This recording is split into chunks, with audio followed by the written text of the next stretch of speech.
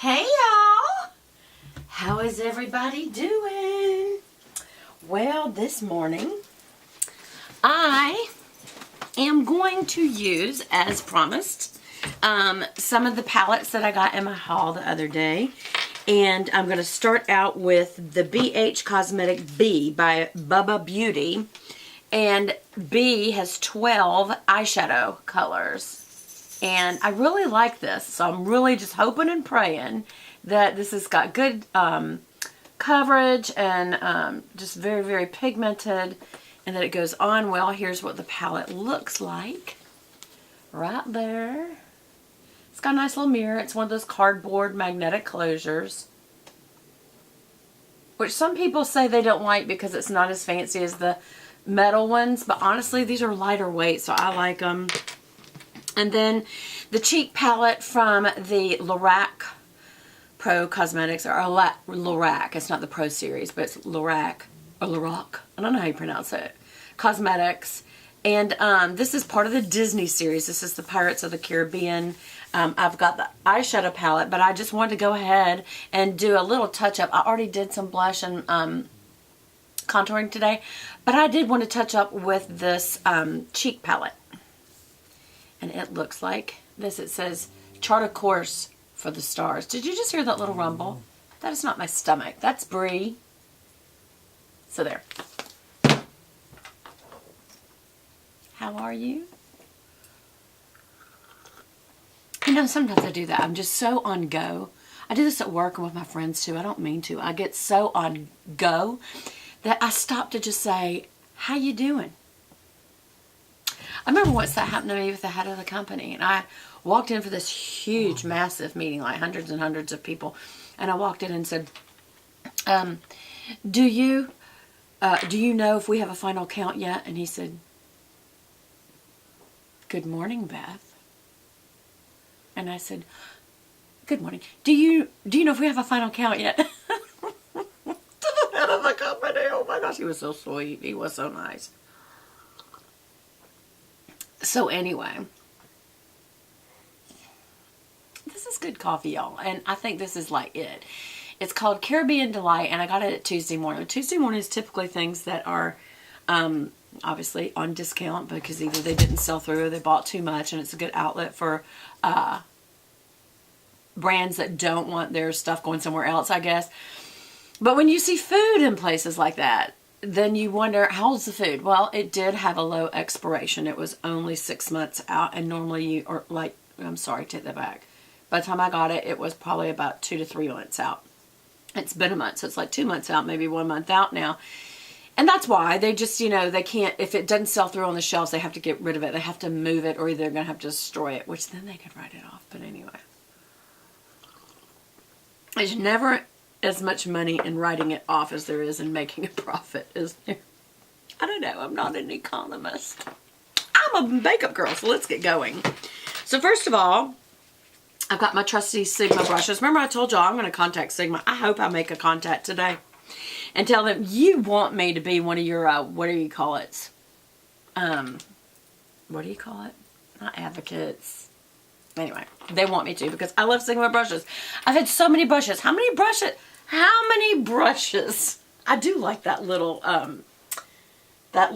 unicorn set, but I can't make myself use it because it's so pretty and it looks good. And that beautiful cup my daughter and grandbaby's got me that has my my Facebook name on it, Fashion Glamour and Bling Oh My, which is Beth Buchanan, B-U-C-H-A-N-O-N, Fashion Glamour and Bling Oh My. And I need to post more to that Facebook. I think I'll get into that more.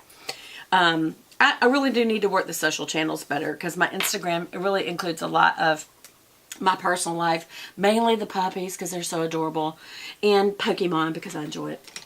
Just don't judge me. I love Pokemon. We'll have to talk about it sometime. But anyway, so here I go with the extravaganza set, and that means basically that it's black with either 18 or 24 karat gold plate over the ferrules, and that plate's already gone because I use these so much. But this is an E55 shader. And this just basically is, I like to use it for highlighter, and today I'm happy, and so I'm going to use Be happy. All these are called be. That's the name of it. Like be something. Like become something. Be something. A state of being verb. Did I just remember that from 100 years ago? All right, so I'm going to use right here happy as my highlighter. I like a white highlighter. Now they've also got hopeful over here, and hopeful is my favorite thing. Y'all know that have hope is my ministry. And I want to do more with that too. I want to do more with everything. I want to do everything. I want to, okay. And I like to just slowly spread on a color, then fuzz it out. I don't like to just like, because I think you lose a lot in that of the powder. First get it good down in the pores, and sometimes it's good to go one direction and then the other to get it down in the pores so it's good and in there. That color is good and in there. Often I say if you're going to tap off, tap back into the pan so that you don't waste product. But that's only for palettes that are going to sit level, because otherwise it just goes everywhere. And then the next time that you open it, it's just a mess. Okay, so I'm doing the inner corner also with this. And I'm a little messy with the inner corner on purpose. I make sure it goes up by the nose, this little concave area that can be very dark, whether you're older or not. And then with what's left on the brush, I just kind of brush out the whole area edges so that as we do darker colors into it, it's already got some powder there and it won't stick so bad. And then I purposely make sure that this falls down to the lower inner corner because I do want it there. And then I may just use my finger to smooth that out instead of have it look like a little rough area. So far, this doesn't have terrible fallout.